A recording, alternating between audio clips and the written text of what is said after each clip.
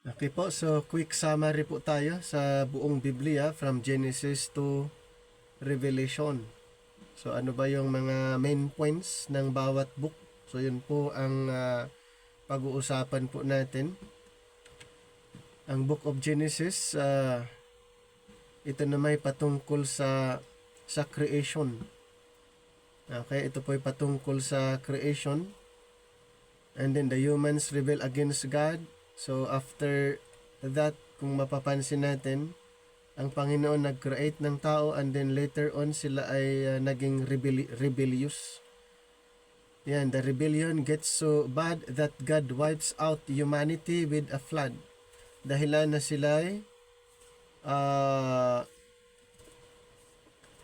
nalunod sa baha, but He graciously preserves Noah and his family. And then later, God chooses and blesses the family of Abraham, Isaac, and Jacob. And Jacob na nagkaroon ng 12 tribes at tinatawag na Israel. And promises them a land for their many descendants. Through this family, God plans to bring a Savior to reconcile the sinful world to Himself. So sa Genesis pa lang, ay mayroon ng promise of a Redeemer. So mayroon ng promise para magkaroon ng reconciliation. Then sa Book of Exodus, the children of Israel now living in Egypt are forced into slavery. So ilang years po sila doon sa slavery doon sa Egypt. Mayroon pong 400 years. God prepares an Israelite named Moses to lead the people to freedom. Then the king is loath to let the slaves go. So God sends a series of plagues upon the Egyptians, and Moses leads the Israelites through the Red Sea, which God miraculously parts for them, and to Mount Sinai, and camped at Sinai. Then the Israelites received the law. So tandaan po natin yan, natanggap po ni Moses ang law sa Mount Sinai.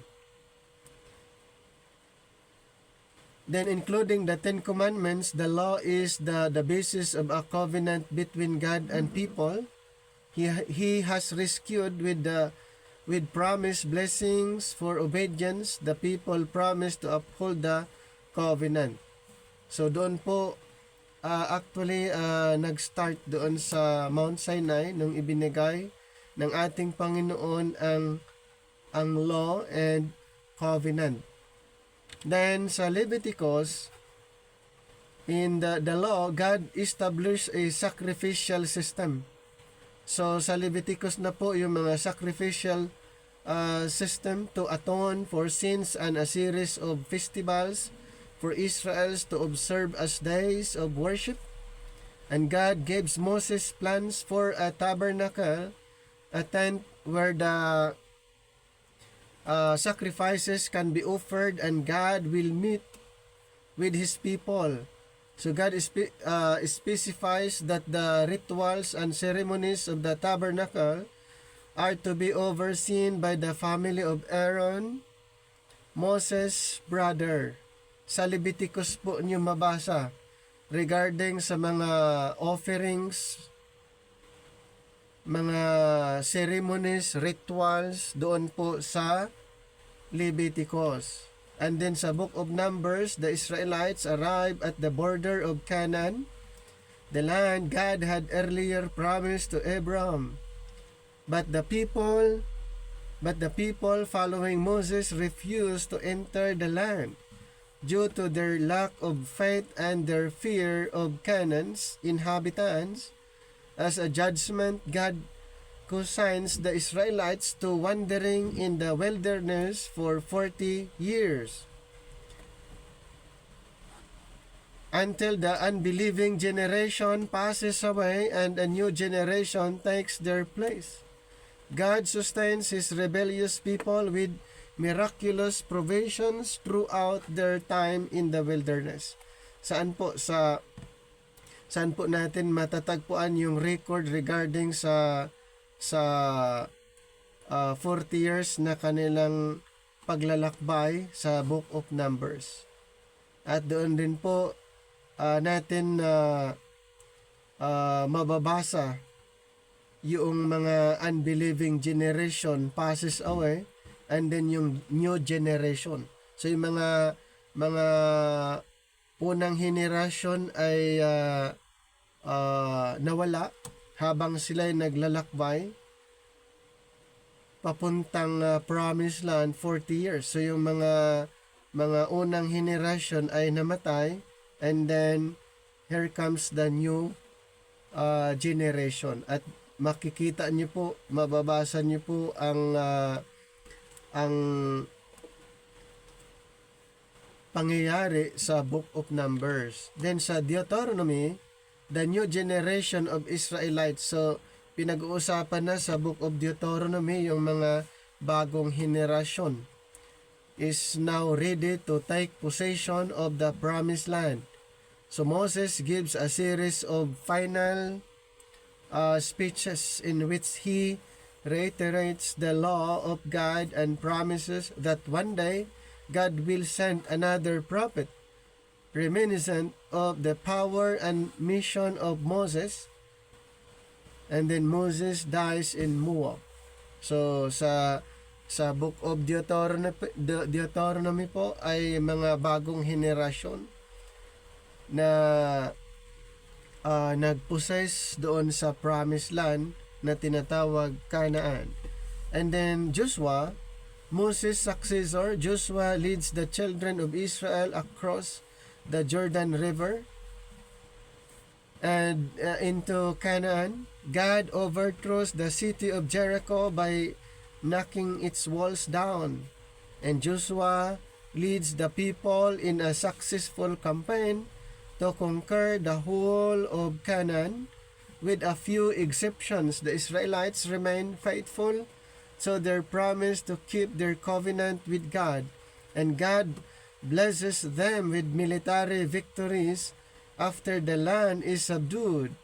So the Israelites divide Canaan into separate territories, giving each of the tribes of Israel a lasting inheritance. Sa Joshua po nyo,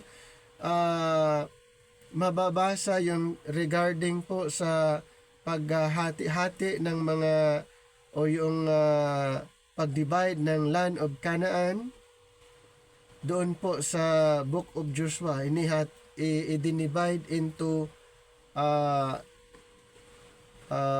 11. So mayroon pong 11 tribes na mayroong property, and then one tribe ay sa temple or sa house of God.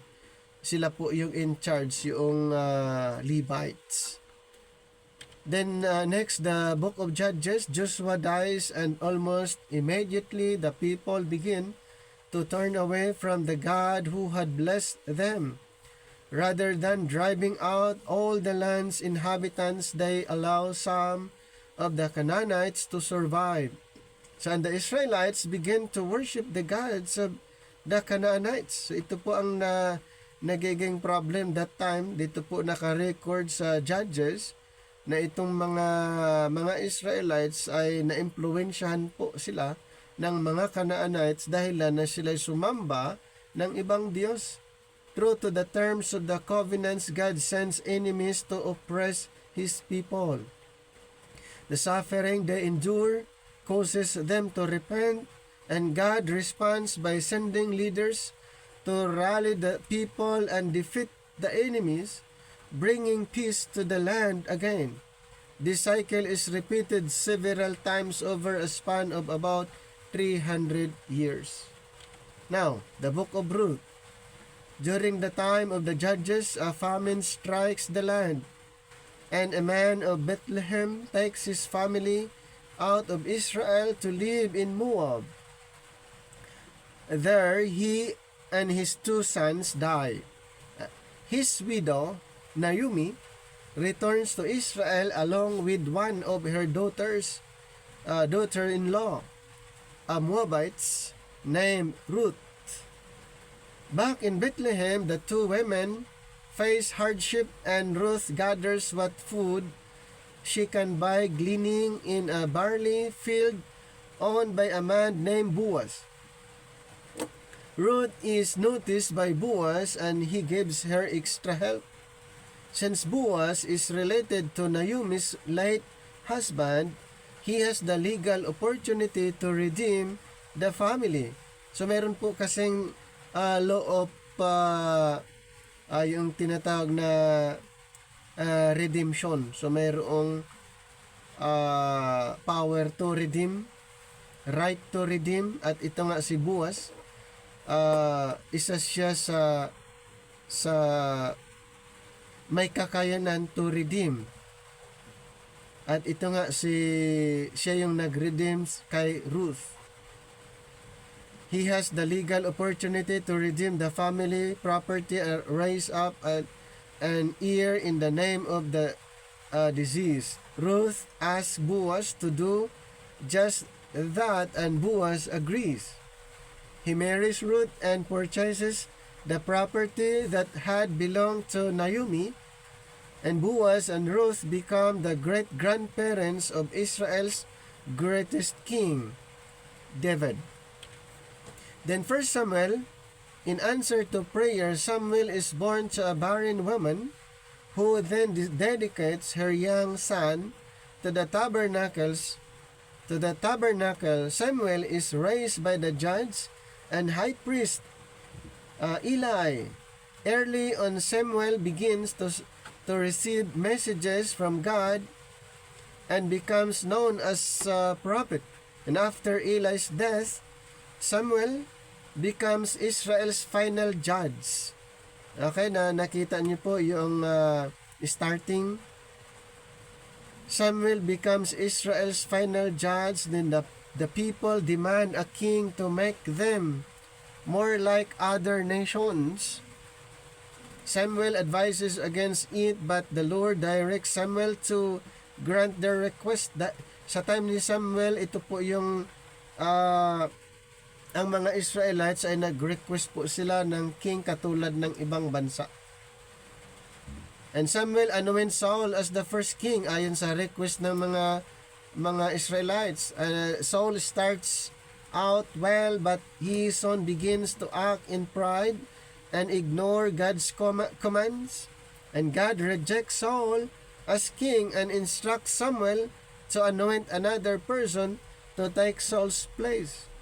That person is David, chosen while still a youth. David becomes famous in Israel for slaying the Philistine warrior Goliath. Dito po nakilala si King David nung napatay niya itong si Goliath. And Saul grows jealous to the point of madness. So the king begins to pursue David, whose life is in constant danger as he takes refuge in the wilderness, and men loyal to David gather to him. Samuel dies, and later Saul and his sons are killed in a battle with the Philistines. Then the book of 2 Samuel, David is crowned king. So dito po sa 2 Samuel, makita po natin yung patungkol kay David. So David is crowned king by his tribesmen in Judah, and they make the city of Hebron the capital of Judah after a brief civil war. All the tribes of Israel unite under the leadership of David, God's choice. So the capital is moved to Jerusalem. Kailan po na-move na ang capital city doon sa Jerusalem? During the time of David. So siya po ang naglipat sa capital city, dadalhin doon sa Jerusalem. Kaya doon ang nakilala na City of David, yung Jerusalem, kasi sa kanyang leadership doon niya, yun yung pinaka-headquarters, yun yung ginawang headquarters, pinaka-sentro ang Jerusalem. God makes a promise to David that a son of his will rule on the throne forever. David seeks to follow God's will, and God blessed David with victories over foreign enemies. Sadly, David falls into the sin of adultery and tries to cover his sin by having the woman's husband killed. God pronounced judgment on David's house and trouble begins. David's daughter is raped by her half-brother, who is then killed by Absalom, another of David's sons, in revenge. Absalom then plots to overthrow David and take the throne. He gains a following, and David and those loyal to him are forced to flee Jerusalem. Absalom is eventually killed in battle, and David returns home in sorrow. Near the end of his life, David disobeys God and takes a census of the people, a sin for which God sends judgment on the nation. Then 1 Kings, King David dies. His son Solomon takes the throne, but his brother Adonijah challenged him for it after repeated attempts to usurp authority from his brother. Adonijah is executed. King Solomon is blessed by God with great wisdom, riches, and honor. He oversees the building of the temple in Jerusalem and dedicates it to the Lord in a grand ceremony. Later in life, Solomon forsakes the path of righteousness and serves other gods. After Solomon's death, his son Rehoboam takes the throne, but his foolish choices lead to a civil war, and the nation is fractured in two. Ito after Solomon na ito na nagkaroon ng divided kingdom, at ito nga sa time ni Rehoboam na siyang nag-take over, pero dahil sa kanyang mga choices nagkaroon ng war, civil war, and the nation is fractured into two. So Rehoboam remains king of the southern kingdom, and a man named Jeroboam is crowned king of the 10 tribes to the north. Both kings practice idolatry. So parehas na nagpractice ng idolatry. Through the years, David's dynasty in the southern kingdom occasionally produces a godly king. Most of the kings are wicked. However, the northern kingdom is led by an unbroken series of wicked rulers, including the idolatrous Ahab and his wife Jezebel, during whose reign God sends a drought to punish Israel, along with the mighty prophet Elijah to point the people back to God. Then 2 Kings, Elijah is translated to heaven, and Elisha takes his place as God's prophet in Israel. Jehu becomes Israel's king and wipes out the wicked family line of Ahab. So in Judah, Ahab's daughter becomes queen and attempts to kill all of David's heirs, but she fails. Wicked kings rule in both nations, with the exception in Judah of a few reformers such as Hezekiah and Josiah. Ito po yung mga godly king. Israel's persistent idolatry finally exhausts God's patience, and he brings the Assyrians against them to conquer the people of Israel. So ang nangyari po dito, ginamit ng Panginoong instrument ang Assyrians to conquer the Israelites.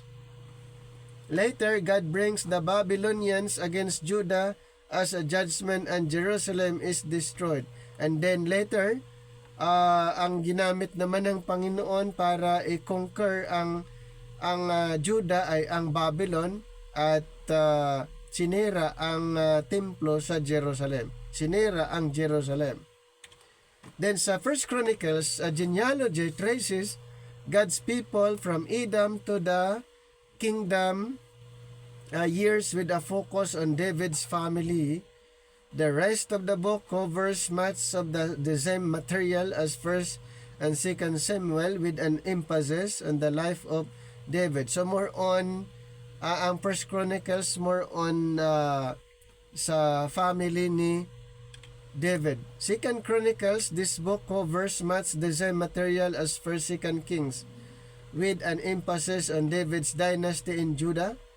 The book begins with the construction of the temple under Solomon, and it ends with the destruction of the temple by the Babylonians, with a proclamation in the last few verses that the temple would be rebuilt. Then Ezra, after 70 years of captivity, sa time ni Ezra kasi ito ay ang record ay sa rebuilding. So after 70 years of captivity in a foreign land, the people of Judah are allowed to return to their homeland to rebuild. A descendant of David named Zerubbabel, together with some priests, begins to rebuild the temple. Political opposition to the rebuilding forces a halt in construction for about 15 years, but then the work continues, encouraged by two prophets, Haggai and Zechariah. So sila yung ginamit na ng mga propeta, Haggai and Zechariah, para magpapatuloy, tuloy-tuloy ang pag-build ng temple. About 57 years after the temple is completed, Ezra the scribe arrives in Jerusalem, bringing with him about 2,000 people, including priests and Levites to serve in the temple. Ezra finds that the people living in Judah have lapsed into sin, and he calls the people to repentance and a return to the law of God. Then Nehemiah, about 14 years after Ezra's arrival in Jerusalem, Nehemiah, the king's cupbearer in Persia, learns that the walls of Jerusalem are in a state of disrepair. So Nehemiah travels to Jerusalem and oversees the construction of the city wall. So ito ang record naman dito sa Nehemiah ay construction ng wall of Jerusalem. Sa Ezra, yung sa temple, yung construction ng temple. He is opposed by enemies of the Jews who try to thwart the work with various tactics, but the wall is finished with God's blessings in time to observe the Feast of Tabernacles. Ezra reads the book of the law publicly, and the people of Judah rededicate themselves to following it. So the book of Nehemiah begins with sadness and ends with singing and celebration. How about Easter? Some exiled Jews have opted not to return to Jerusalem. So yung ibang mga Hudyo na nakaptive, yung iba ay hindi na bumalik, nandoon na lang sila kung saan sila, so and have stayed in Persia instead.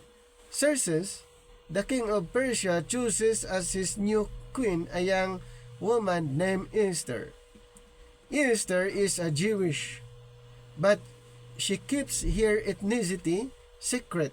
So hindi nalaman hindi nalaman na siya ay isang Hudyo. She keeps her ethnicity secret at the behest of her cousin Mordecai, who has raised her, a high-ranking official in the kingdom. Itong si Mordecai. A man named Haman plots genocide against all the Jews in the kingdom, and he receives the king's permission to carry out his plan. Neither he nor the king knowing that the queen is Jewish. Through a series of divinely directed perfectly timed events, Haman is killed, and Mordecai is honored, and the Jews are spared, with Queen Esther being instrumental in it all. So hindi natuloy na patayin ang mga Hudyo, patayin ni Haman, at si Haman mayroon na siyang rights na para patayin, pero na-convince ni Esther ang queen, kaya hindi po nangyari yung masamang plano ni Haman. Kaya nung namatay si Haman, ang pumalit sa kanyang rangko si Mordecai na related kay Esther, at ang mga Hudyo ay hindi po sila namatay kundi nabigyan ng freedom. How about Job? A righteous man named Job suffers a series of terrible tragedies that take away his wealth, his family, and his health. Even after losing everything, Job does not curse God. Ang tindi po yung sa kabila ng halos nawala lahat ng mayroon si Job, hindi niya naisip na sumpain ang Panginoon. Even 3 friends come to commiserate with Job, but they eventually speak their minds about the situation, advancing the notion that God is punishing Job. Ayon sa 3 kaibigan niya, sa sitwasyon na naranasan ni Job ay pinarusahan ng Panginoon. So, some secret sin, for some secret sin, sabi ng mga 3 friends ni Job, na dahil meron siyang mga itinatagong kasalanan, pinaparusahan siya ng Panginoon. Job denies any sinfulness on his part, yet in his pain, he cries out to God for answers. He trusts God, but he also wants God to explain himself. So in the end, God shows up and overwhelms Job with his majesty, wisdom, and power. God restores Job's fortune, health, family. But the answer to why Job had suffered, God never answers. How about the book of Psalms? This collection of songs includes praise to the Lord, cries of the needy, worshipful adoration, laments, thanksgiving, prophecy, and the full of spectrum of human emotion. Some of the songs were written for specific occasions, such as traveling to the temple or crowning a new king. Then the book of Proverbs, a collection of moral teachings and general observances about life. This book is directed to those in search of wisdom. Subject include love, sex, marriage, money, work, children, anger, strife, thoughts, and words. Then Ecclesiastes, a wise older man who calls himself the preacher, philosophizes about life, looking back over what he has learned from his experiences. So the preacher, having lived apart from God, recounts the futility of various dead-end paths. Nothing in this world satisfies. Riches, pleasure, knowledge, or work. Without God in the equations, all is vanity. According to Ecclesiastes. Next, Song of Solomon.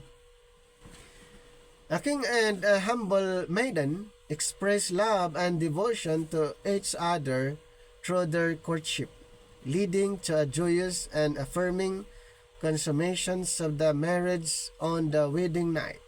The song continues to depict some of the difficulties faced by the bridegroom and his bride in their married life, always coming back to the yearning the lovers have for each other and the undying strength of love. Then Isaiah. Isaiah is called as a prophet in Judah and brings God's messages to several kings. God proclaims judgment against Judah for their religious hypocrisy. The prophet then delivers messages of warning to other nations, including Assyria, Babylon, Moab, Syria, and Ethiopia. For all of God's anger against his people in Judah, he miraculously saves Jerusalem from an attack by the Assyrians. Isaiah predicts the fall of Judah at the hands of Babylon, but he also promises a restoration to their land. Isaiah looks even further ahead to the promised Messiah, who will be born of a virgin, be rejected by his people, and be killed in the process of bearing their iniquities. Yet, the Messiah, God's righteous servant, will also rule the world from Jerusalem in a kingdom of peace and prosperity.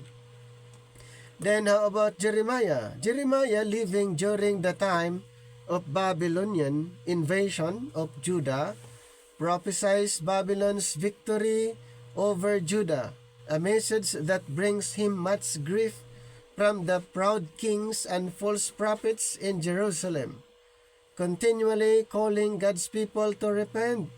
Jeremiah is regularly ignored and even persecuted.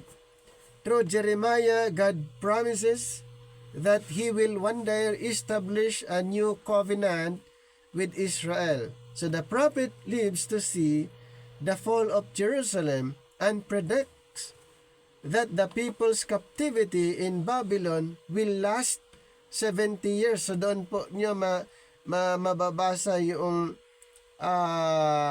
ng Judah ay makaptive sa 70 years doon sa Babylon. Mababasa nyo sa Book of Jeremiah. And then Lamentation, the Book of Lamentations. In a long acrostic poem, Jeremiah weeps over the destruction of the land of Judah. The reproach and shame of God's people is overwhelming and all seems lost.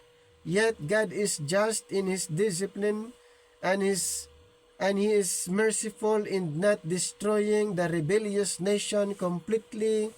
God's people will yet see God's compassion. Then the book of Ezekiel. This is a book of prophecies written in Babylon by Ezekiel, a priest turned a prophet. Ezekiel deals with the cause of God's judgment against Judah, which is idolatry and the dishonor Judah had brought upon God's name. Ezekiel also writes of judgment against other nations, such as Edom, Ammon, Egypt, and Philistia, and against the city of Tyre. Ezekiel then promises a miraculous restoration of God's people to their land, the reconstructions of the temple, and God's rule over all the nations of the earth. How about the book of Daniel? As a young man, Daniel is taken captive to Babylon, but he and 3 friends remain steadfast to the Lord's commands, and God blesses them with honor and high rank in the Babylonian Empire. They have enemies, though Daniel's 3 friends are thrown into a fiery furnace, and Daniel into a den of lions. But God preserves their lives in each case, and bestows even more honor upon them. Daniel survives the overthrow of Babylon and continues prophesying into the time of the Persian Empire. Daniel's prophecies are far-reaching, accurately predicting the rise and fall of many nations and the coming role of God's chosen king, the Messiah. How about the book of Hosea? Hosea's mission is to call Israel to repentance, as God is poised to judge them for their corruption and idolatry. At God's command, Hosea marries a wife who is unfaithful to him, and then he must redeem her from prostitution. And this sordid experience is an illustration of Israel's spiritual idolatry or adultery. So referring to the Israel's spiritual adultery and the fact that a loving God is still pursuing them to redeem them and restore them to their proper place. The book of Joel. Joel ministers in Judah during a time of drought and a locust plague, events that are signs of God's judgment on the nation. Joel uses the current judgment to point the people to the future worldwide judgments of the day of the Lord, and he calls on everyone to repent. Joel's final promises is that the Lord will dwell with his people in Zion and bring great blessing to the restored land. Ito po yung mangyayari sa millennium. Next, the book of Amos. Amos begins with pronouncing judgment against Damascus, Tyre, Edom, and Gaza. Among other places, the prophet travels north from Judah to Israel to warn that nation of God's judgment. He lists their sins and extends God's invitation to repent and be forgiven. After the destruction of Israel, God promises there will be a time of restoration. Then the book of Obadiah. From their seemingly secure rock-bound homes, the Edomites had rejoiced at Judah's fall, but Obadiah brings God's sobering message. Edom too will be conquered, and that without remedy. God's people will be the ultimate victors. Then the book of Jonah. Jonah, a prophet in Israel, is instructed by God to go to the Assyrian capital of Nineveh to prophesy against it. Jonah disobeys, attempting to travel away from Nineveh, but God intercepts him at sea. Jonah is thrown overboard and swallowed by a great fish. So in the belly of the fish, Jonah repents, and the fish spits him back on dry ground. So when Jonah prophesies in Nineveh, the Assyrians humble themselves before God and repent, and God does not bring judgment upon them. Jonah is angry that God has forgiven the people he hates, and God reasons with his obstinate prophet. And then, the book of Micah. In a series of 3 messages, Micah calls on both Judah and Israel to hear the word of God.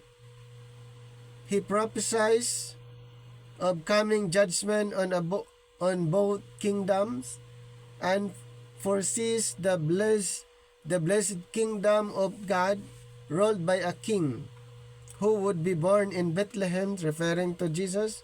Micah ends his book with a promise that God's anger will turn and that God's people will be restored. So he was predicting concerning the coming Messiah. And then pag darating yon, darating ang Mesias, ang Israel ay ma-restore. Then, the book of Nahum. Nahum's prophecy concerns the destruction of Nineveh. Nahum gives the reasons for it and promises God's judgment on this nation that had once terrorized the rest of the world. Unlike God's judgment against Israel, the judgment against Nineveh will have no respite, and the destruction will not be followed by restoration. Then the book of Habakkuk.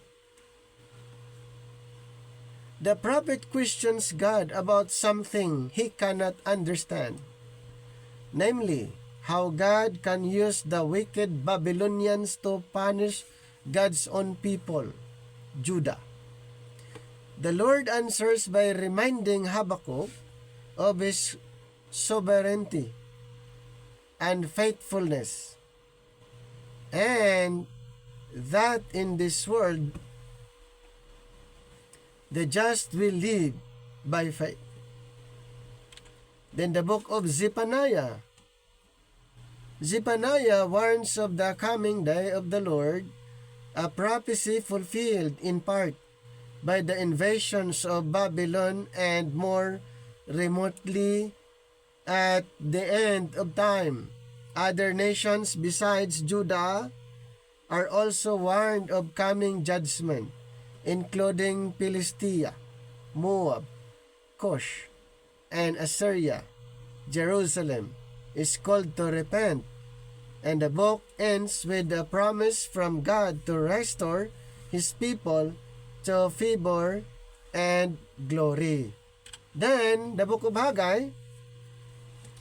Haggai lives and preaches during the time of Zerubbabel and Zechariah. The reconstructions of the temple had begun, but opposition from the Jews' enemies has halted the work for about 15 years. Haggai preaches a series of 4 sermons to spur the people back to work so that the temple can be completed. So yan po yung pangangaral ni Haggai doon sa mga workers sa templo para matapos yung ginagawa nilang rebuild ng templo.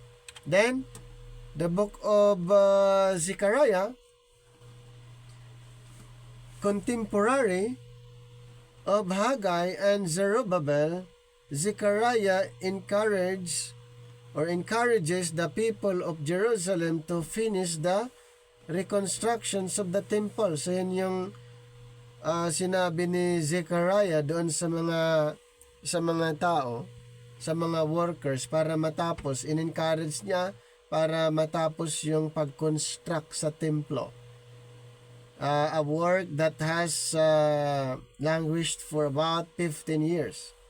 8 visions relate God's continuing plan for His people.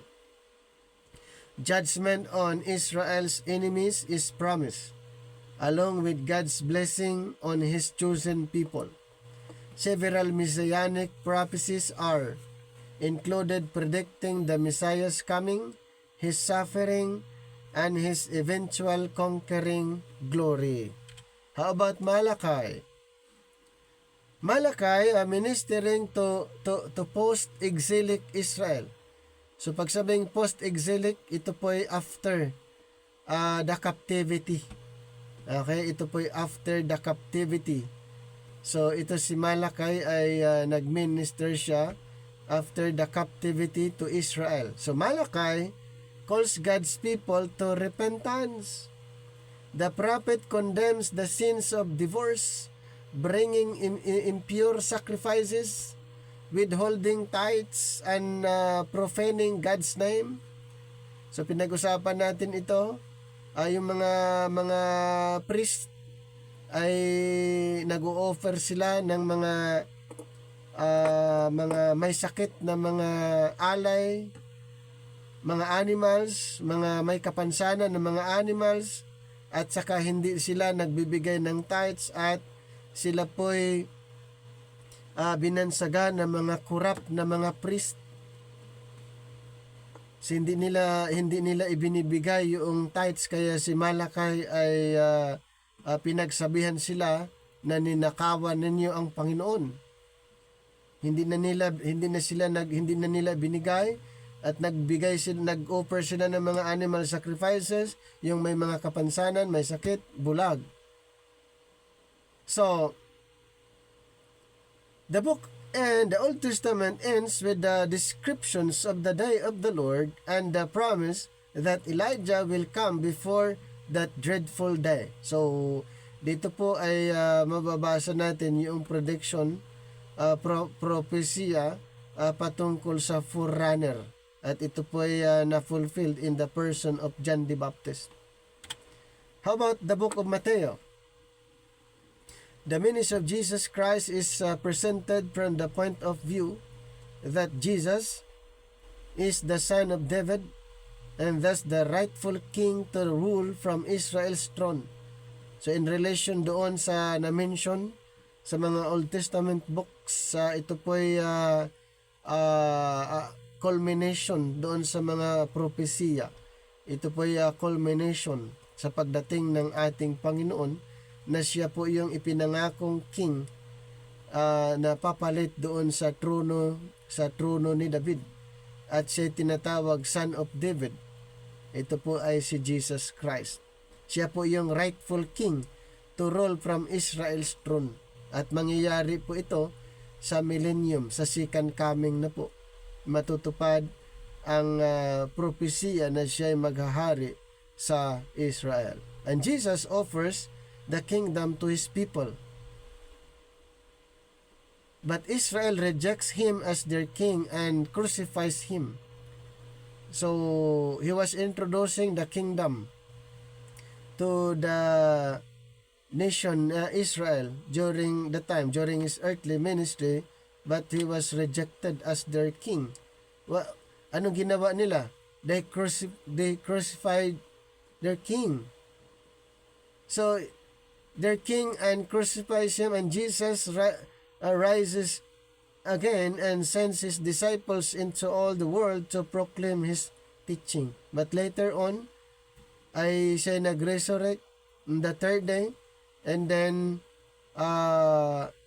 ikinumission niya yung mga apostles, and then naiproklama ang tungkol sa paghahari.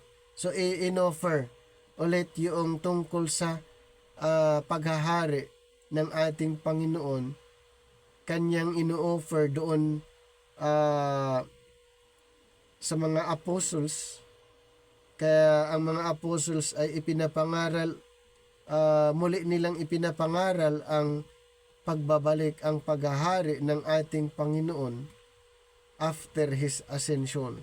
Then the book of Mark, ministry of Jesus Christ is presented from the point of view that Jesus is the righteous servant of God. So that's the presentation of Mark. Jesus Christ, a righteous servant of God, and Jesus obeys the Father's will and accomplishes all he had been sent to do, including dying for sinners and rising again from the dead.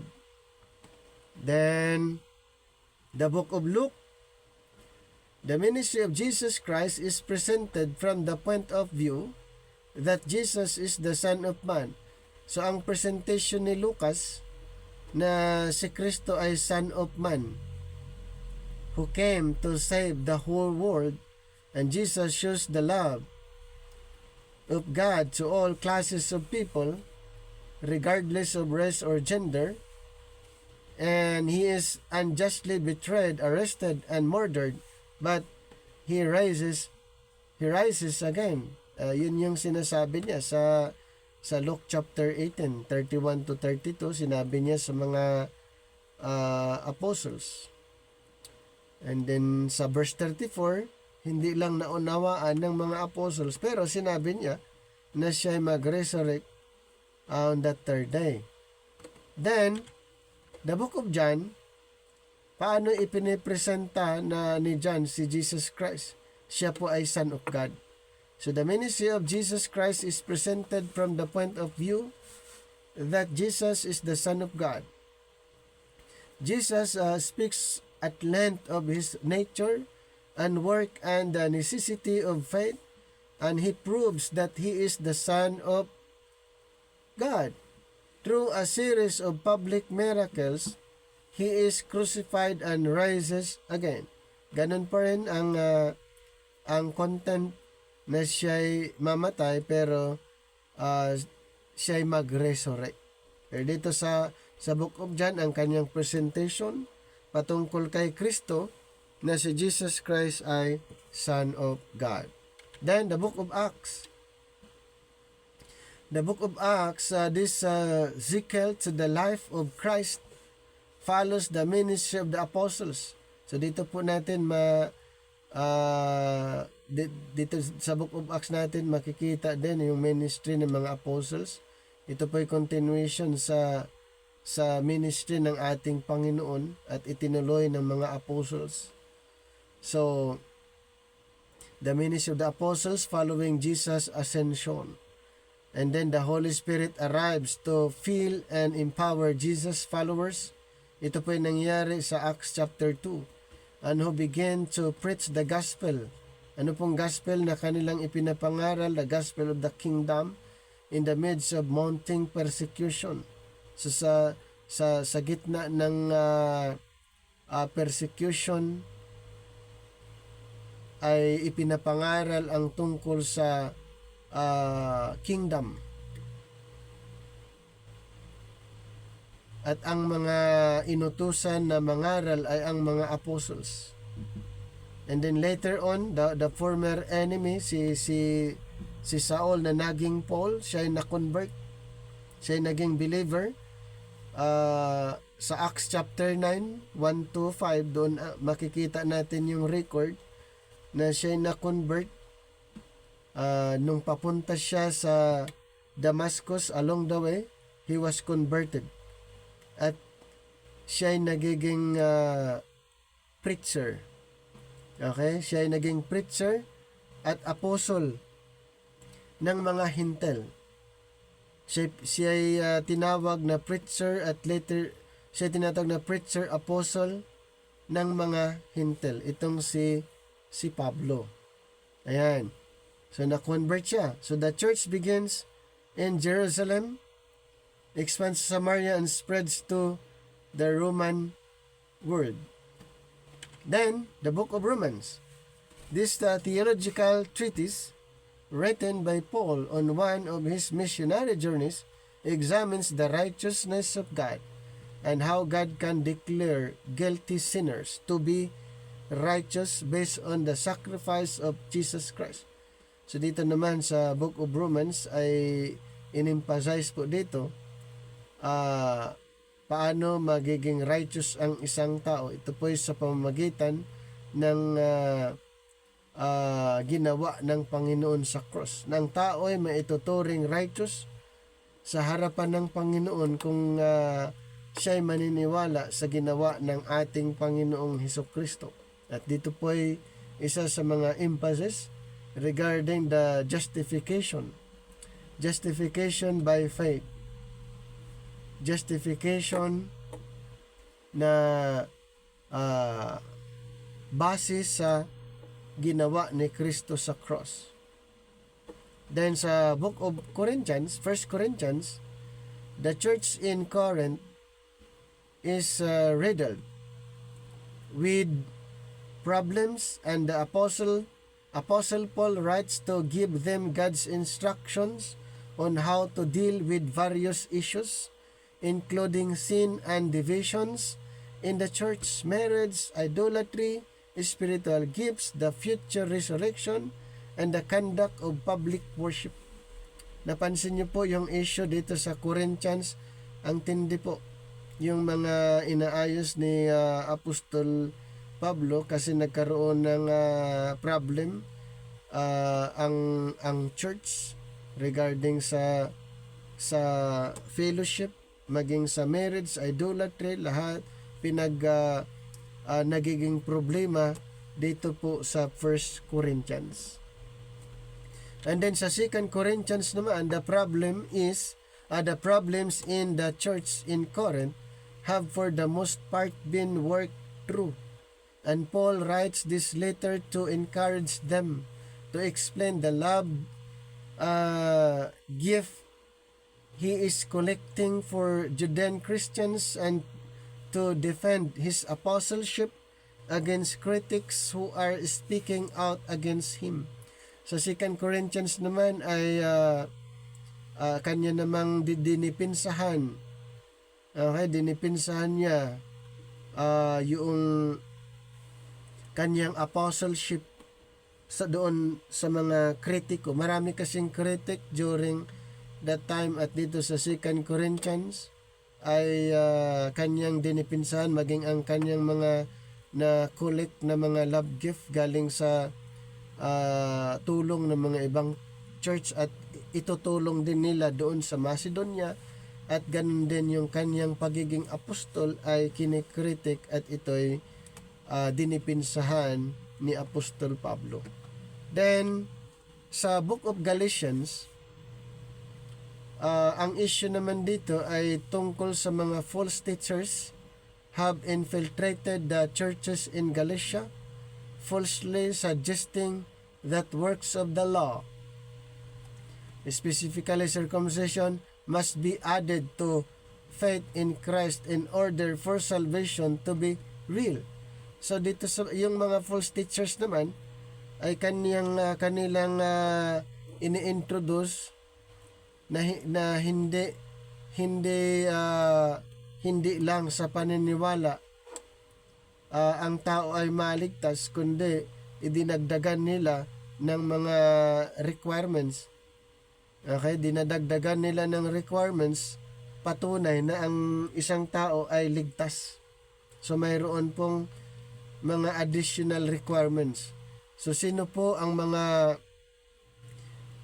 gumagawa nito? Yung mga false teachers.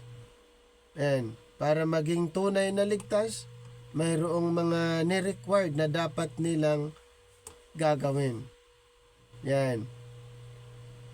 So in no uncertain terms, Paul condemns the mixture of law and grace. Kaya nga sa Book of Galatians ay talagang matindi po. Kaya Apostle Paul hindi po siya pumayag na ganon, na maghalo ang law teaching at saka yung grace teaching, showing that salvation and sanctifications are all of grace. All of grace. So Christ's salvation has set us free, and we rely on the Spirit's work, not our own. So yun po yung issue sa Book of Galatians, ay paano niya na deal ang mga false teachers during that time. And then the Book of Ephesians, salvation comes by grace through faith. Salvation comes by grace through faith in Christ's finished work, not by our own works. So dito po ay in-emphasize ng kaligtasan by grace. Mga Hudyo o Gentile, pag naniniwala, sila po ay maligtas at magiging part sa church, the body of Christ. Sila po ay maging bahagi sa church na tinatawag body of Christ. So yun isa sa mga emphasis ng Ephesians tungkol sa church, the body of Christ. Then, dito naman sa Philippians, the book of Philippians, writing this letter from a Roman prison, Paul thanks the church in Philippi for the love gift they had sent him, the gospel of Christ. So, here, ay ipinapangaral ang tungkol sa gospel of Christ para sa lahat sa kabila ng mahirap na sitwasyon, kasi nga sa puntong ito si Apostol Pablo ay nasa kulungan habang isinulat niya ang Philippians, ay nandoon siya sa hardship or sa hirap kung tutuusin. Pero ang sulat niya is encouragement doon sa mga Philippi, sa mga believers doon sa church in Philippi. And we are urged to humble ourselves as Christ did and be unified, press toward the goal of pleasing the Lord in all things. Then the book of Colossians, despite what false teachers might claim, Jesus Christ is the Savior, Lord, and Creator of all things.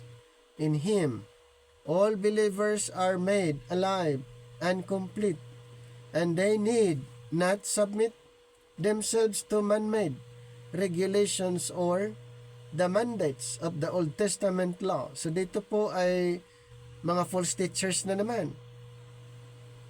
Mga false teachers na naman na kung ano ang kanilang mga sinasabi para ma-deceive ang mga believers, lalo na dito sa Colossae, ay mayroon silang mga nire-recommend. May mga regulations sila na dapat gagawin ng mga believers sa Colossae. At yes, babalik pa rin doon sa mga regulation doon sa Old Testament. So the new life we have in Christ will affect our relationships with spouses, parents, children, masters, servants. So na-mention yan doon sa Colossians, itong mga ito. Kaya ang yung mga false teachers ay iba ang kanilang hangarin, iba ang kanilang motibo, ang gusto nilang sirain, wasakin ang fellowship, ang family, ang kabataan, master, servants. Ganon ang kanilang motibo, itong mga false teachers. Then, sa book of 1 Thessalonians, Paul reviews the starts of the church in Thessalonica and he commends them for their steadfast faith. So ito naman ang maganda sa mga taga-Thessalonians ay nananatili silang faithful sa Panginoon. Believers are encouraged to live pure lives and to maintain the hope that Jesus will return at the rapture. So mayroon pa rin na-mention na ni Apostol Pablo na ang Panginoon ay babalik siya'y darating sa pamagitan ng rapture. So na-emphasize, and He will resurrect believers and have died and will rapture those still living to be with Him forever. So na-mention din ni Apostle Paul at hindi sila magpanik, nandoon yung pag-asa na pagdating ng panahong ito, ang mga believers ay ma-caught up or rapture at makakasama sa ating Panginoon magpakailanman. And then yung 2 Thessalonians, the Church of Thessalonica, ayun pa rin, nagkaroon ng persecution. So, mayroong mga persecution silang na-encounter itong mga taga-Thessalonians, at isa yan sa mga inaayos din ni Apostle Paul na hindi sila pwedeng mabalisa, hindi sila pwedeng maguguluhan kung anuman ang sitwasyon. So may mga encouragement si Apostol Pablo doon sa mga Thessalonian believers. Kaya na-mention doon yung mga regarding sa son of perdition and man of sin. Okay? Doon sa 2 Thessalonians chapter 2. Pero yun po, kung basahin ang buong Corinthians, ay more on naka-encounter sila ng mga ganong tribulation, pero hindi ibig sabihin na yun ang great tribulation. Nakakaranas lang sila ng kapighatian, pero si Apostol Pablo ay binigyan sila ng encouragement para hindi sila madi-discourage. Ayan, sa sitwasyon na kanilang naranasan bilang body of Christ. Then sa 1 Timothy naman ay regarding sa leadership ni Timothy. So Timothy, the leader of the church in Ephesus, siya yung recipient ng sulat na ito. A leader must be qualified spiritually, be on guard against false doctrine. So dito naman ay doctrine ang pinag-uusapan, mayroong mga false doctrine. Kaya kailangan itong si Timothy ay dapat mayroon siyang alam para kanyang madipinsahan ang mga false doctrine na galing doon sa mga false teachers. So be on guard against false doctrine. Pray, care for those in the church, train other leaders, and above all, faithfully preach the truth. So yun yung isang encouragement ni Apostol Pablo kay young Timothy. Kay Timothy na siya yung nangunguna sa iglesia sa Ephesus. May mga false doctrine. During the time of Timothy, marami pong mga false doctrine. Maraming mga false teachers. At kung papaano i-deal ni Timothy ang mga false teachers na sila yung pinanggalingan ng false doctrine. Pero since si Timothy ay natuto sa pangangaral ni Apostol Pablo, hindi po siya na-deceive. Kaya nga doon na-introduce ang rightly dividing the word of truth. Isang divine method na napakahalaga na kailangang maunawaan. So using that, si Timothy actually hindi po siya na-deceive, hindi po siya nalinlang doon sa mga false teachers na mayroon silang dalang false doctrine. So dapat lang ipangaral. Kaya doon sa 2 Timothy 2 verse 2, train other leaders. Kailangang magturo ng iba pang mga leaders para maipapasa lang din yung mga katotohanan. Ayan, dahil maraming mga false teachers, mga false doctrine, at noon madaling ma-identify noon pag iba sa ipinapangaral, iba doon sa ipinapangaral ni Apostol Pablo, ang tawag doon false doctrine agad. Sa panahon ni Apostol Pablo, sa time ni Timothy, madaling ma-identify ang false doctrine. Ang false doctrine, pag hindi katulad nung ipinangaral ni Apostol Pablo, false doctrine na agad yun. Ganon. Paano kaya sa panahon natin ngayon? Since na yun yung standard, ganon lang din. Hindi na mababago yun. Kung iba ang itinuturo doon sa ipinapangaral ni Apostol Pablo, false doctrine na rin yun. Kasi yun na yung standard. Hindi na pwedeng matatakpan pa ng iba pang mga man-made doctrine. Kung ano yung doktrina na ibinigay ng Panginoon kay Apostol Pablo, itinuro niya kay Timothy, at ganun lang din tayo, hindi na mababago yun. So kung paano nila na-identify ang false doctrine noon, ganun lang din sa panahon ngayon. Ano naman sa 2 Timothy? In this very personal letter at the end of his life, Paul encouraged Timothy to hold fast to the faith, focus on what is truly important, persevere in dangerous times, and preach the word of God. Preach the word. Be instant in season, out of season. So, yun yung kahit sa kabila ng hirap, mga challenges, hindi pwedeng huminto ang pangangaral. Anong sabi doon sa sa 2 Timothy chapter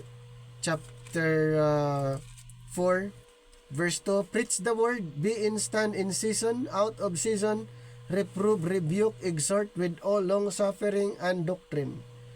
Then verse 3, for the time will come when they will not endure sound doctrine, but after their own lust shall they heap to themselves teachers having itching ears, and they shall turn away their ears from the truth, and shall be turned unto fables. But what's thou in all things endure afflictions, do the work of an evangelist, make full proof of thy ministry. Sa kabila ng dangerous times ay hindi ibig sabihin huminto sa pangangaral. Tuloy-tuloy sa pangangaral lang kahit ganun ang nangyayari. So ganun lang din tayo. Kahit may mga tinatawag attacks, may mga persecution, may mga challenges, may mga critics. Normal lang po yun na may mga mag-critics. Basta tayo, tuloy-tuloy lang po na ipangaral ang katotohanan. Napapanahon o wala sa panahon, tuloy lang sa pangangaral. So, ganun po yung challenge. Yun ang ministry natin eh. Ang ministry natin, nasa church o wala sa church, i-share natin ang katotohanan. I-share natin ang Biblia rightly divided. Yun po ang mission. Okay? Malawak po ang mission natin. I-share natin sa ibang mga religious group. I-share natin ang rightly dividing sa iba't ibang religious organization. Yan. Talagang magandang mga magandang challenges. I-share natin. Outside organization, i-share din natin ang rightly dividing the word of truth. Yan. Then, sa Titus naman, the book of Titus, an overseer of church on the island of Crete. So, siya yung overseer doon sa mga churches. Ibig sabihin, maraming church na na-establish doon. Church, the body of Christ, doon sa Crete, island of Crete. Si Titus ang overseer. Has the job of appointing elders. Since na siya yung assigned overseer, mayroon siyang karapatan na mag-appoint ng mga elders doon sa mga churches na yon, making sure the men are qualified spiritually. Matindi. Bago niya ilagay ang elders sa mga churches, ay mayroon pong requirements, certain requirements, dapat qualified sila spiritually, not only spiritually, dapat doctrinally. And he must beware of false teachers. Pinagsabihan na rin sila na mag-ingat sa mga false teachers kasi ang dami sa panahon na noon. Ang mga false teachers kasi, may halimbawa, may napundar na itong mga churches sa Crete, sa island of Crete, papasukin nila yon. Papuntahan nila yung mga established churches doon at maghahasik sila ng mga katuruan na iba sa ipinapangaral ni Apostol Pablo doon sa Crete. Parang sinamantala nila na wala si Apostol Pablo kasi si Pablo ay nakulong. Nasa kulungan nung isinulat niya ito. Itong mga false teachers sinamantala naman nila napuntahan. Kaya nandoon si Titus na pinaka yung co-worker na ni Apostol Pablo, siya yung inassign na overseer. At since maraming mga established na doon na mga church body of Christ, nag-ano siya ng mga elders, mag-appoint siya, pero hindi basta-basta po, may mga qualification. Dapat spiritually qualified sila. And then avoid distractions, model a Christian's life, and enjoin all believers to practice good works. Then, Philemon. So, in the book of Philemon, in this short letter to Philemon, a believer in Colossae, the Apostle Paul urged him to show the love of Christ and be reconciled to a runaway, thieving slave. Sino yon? Si Onesimus. Okay, si Onesimus. Si Onesimus kasi dito, may atraso siya kay Philemon. At umalis siya sa kanyang amo, kanyang master na si Philemon, at siya'y nakulong at nagkita sila Pablo doon sa kulungan, at si Onesimus na-convert doon sa kulungan. At nung na-convert si Onesimus ay pinabalik ni Pablo itong si Philemon doon si Onesimus pinabalik doon kay Philemon na si Onesimus ay makakatulong na. Okay? Makakatulong na. At sinabi pa ni Pablo, kung ano man ang nakuha, ano man ang atraso ni Onesimus, singilin mo sa akin. Basta ito si Onesimus ay productive na ito, nakakatulong na ito. So yun yung kwento dito kay runaway slave, itong si Onesimus. So under Roman law, the slave could face severe punishment, but Paul urged grace for the sake of Christ. Philemon should welcome his slave back into the household, not as a slave. So, winelcome itong si Onesimus pero hindi na slave, but as a beloved brother in Christ. So, hindi na siningil itong si Onesimus, kundi siya ay winelcome as brother in Christ. Ayan, ganun po dito po sa Philemon. Then, Hebrews. There are, the book of Hebrews, there are Jewish members in the church who are attempted to return to the Jewish law. So, mayroon pa rin ganun doon sa Hebrews na talagang gusto pa rin na i-practice. So, the author of these epistles urged them not to look back, but to move on to full spiritual maturity. Ayan, by faith. So, Jesus Christ is better than angels and better than Moses, and He has provided a better sacrifice, a better priesthood, and a better covenant than anything in the Old Testament. So, ito pong tinutukoy dito ay referring to the New Testament or New Covenant. So, yun po yung tinatawag na better covenant, yung New Covenant. At yan po ay ma-establish sa millennium. Okay? Doon na po ma-establish po ang New Covenant or New Testament. Then, the book of James. Sa book of James, ito ay kilala doon sa faith without works is dead. So, nandoon pa rin yung ni-required. According to the law of Moses, mayroon pa rin certain requirements para ang isang tao ay ma-considered as may paniniwala, dapat patunayan sa gawa.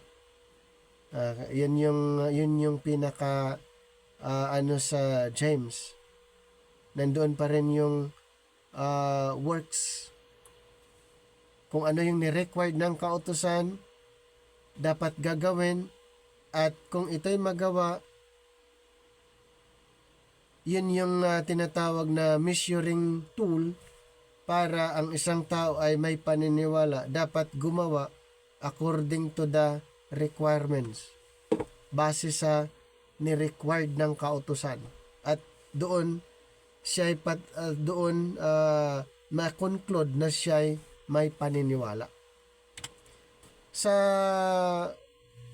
1 Peter naman, the Apostle Peter writes to believers, siyempre yung mga kingdom believers, under persecution in Asia Minor, addressing them as God's elect exiles scattered. Dahilan na sila na scattered because of persecution. At sinulatan ni Pedro yung mga Jewish believers, kingdom believers na na-scattered.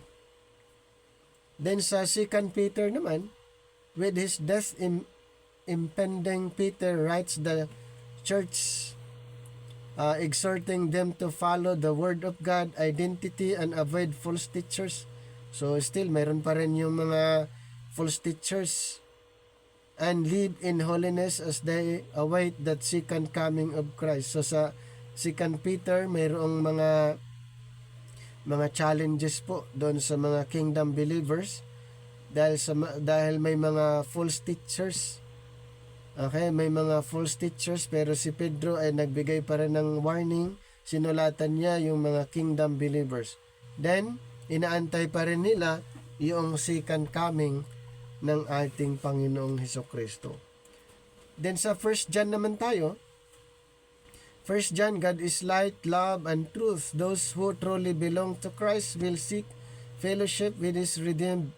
Walk in the light, not in darkness. Confess sin, obey God's word, love God, experience a decreasing pattern of sin in their lives, demonstrate love for other Christians, experience victory in their Christian walk. So yun yung pinaka-issue dyan sa 1 John. How about 2 John? 2 John, the Christian life is a balance of truth and love, and we cannot forsake truth in the name of love.